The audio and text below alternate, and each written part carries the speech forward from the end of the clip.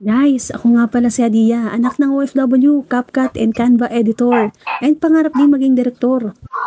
So, eto na nga mga guys, pero bago ang lahat, apakainit, my God! Pero mas lalong nag-init ang lahat nung nakita si Ana. Ana, bill ng kuryente, bill ng internet, bill ng tubig, o kahit anong bill yan. Ay, pasensya ka na Ana, nadamay ka pa. O, di ba? Dapat chill lang tayo pagka nang iniisip natin yung pambayad natin sa mga bills. Habang ako dito nag-set up para sa aming The Grand Night or The Gratitude Night. Ito yung event namin, open to all, para sa mga members namin na mga bagong part ng aming community. Pagka mga ganitong live event, natutuwa naman ako kasi yung mga kasama ko, may mga kusang gumalaw na. Siyempre kasi dati hindi pa naman nila alam yung gagawin nila, kaya kailangan utusan ng utusan pa. At kailangan i-guide kung anong mga gagawin. Pero ngayon, since nasasanay na rin sila kung anong mga dapat gawin, bawat isa sa kanila kasi na ituturo ko na kung anong mga dapat gawin, lalo na yung pagliligpit ng mga equipments. Or magsimula na lang tayo sa pag-setup ng mga equipments hanggang sa iligpit nila kung paano. Sa mga ganitong live setup, since kulang pa kami sa kagamitan ng mga equipments na may ginagamit, syempre, kailangan lang natin ng mga creativity dyan. Katulad nito, nilalagyan ko ng elastic band or ponytail, parang ponytail, yun. Kasi parang hindi mahulog dahil since magnetic naman siya, dinikit ko lang siya dito sa stand ng ring light. Pero sabi ko parang nahuhulog pa. Eh, nilagyan ko na lang ng scotch tape para kumapit lang siya panandalian, 'di ba? Maikli lang kasi yung Android charger ko eh. Since portable naman siya at saka rechargeable naman talagang tong tube light ko. Pero syempre matagal yung event kaya baka malobat ka agad. Kaya sinif ko na lagyan ko na lang ng charger. Oh, hindi ako magigib ah. Pagpapatungan ko to ng bilog na ring light ko para mas medyo mataas. Tinuturo ko dito sa part na to kay Relin. Ito FW namin for good na galing sa Saudi Arabia kasi nag-part-time siya dito sa community namin. Kumita siya ng 72,000 pesos kaya nag-decide siya na i-full-time na lang. Sa part na to, tapos na ako mag-setup. Ito yung mga diskarte ko sa setup ko. Since kailangan kong dagdagan ng konting lightnings yung itsura ni host, ayan, pinatong ko na lang sa jar.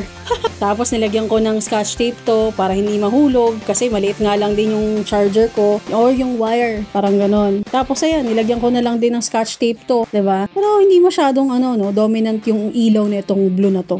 Blue ba to? Violet? Pero alam ko blue to eh. Kasi in-add to cart ko blue. Ayun lang, hindi pala ako nag-add to cart.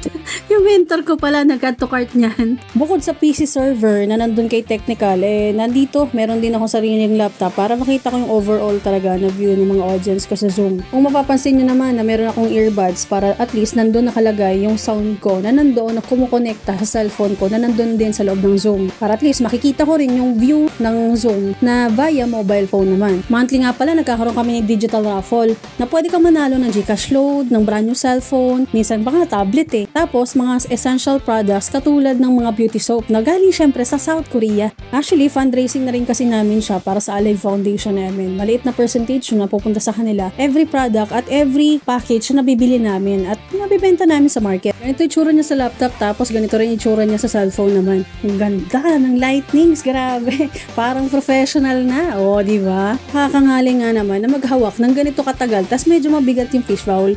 Fish bowl? Bowl? Bowl? Ewan? Basta fish bowl. Kaya ito, naghanap ako ng paraan para maipatong niya. 'Di ba? Alalayan niya na lang para hindi matabig. Ito na yung part na medyo namamahinga na kami ng konti. Para sa akin, pahinga na yan. Siyempre kasi aligaga ako kanina sa pagka-setup diba? Tapos minomonitor ko pa yung iba. Mga sound system tsaka mga visuals. Diba? Then communication pa sa team. Etong part na to, pinapakinggan namin yung isang OFW na nagpa-part-time galing sa parang Cotabato ata to. Hindi ko natanda. Basta 24,000 yung kinita niya that time. Tapos sobrang supportive nung amo niya. Ganda, grabe. Tapos ito naman yung part na sobrang, na-excite na kami dahil binubunot na ako sino yung mananalo ng brand new cellphone. And dami kong pinataya dito. Sabi ko, sana yung mga napataya ko, may mga mabunot man lang. Buti na lang, may nabunot 3. Bongga. Mga manalo ng essential products. Mga beauty soap from South Korea.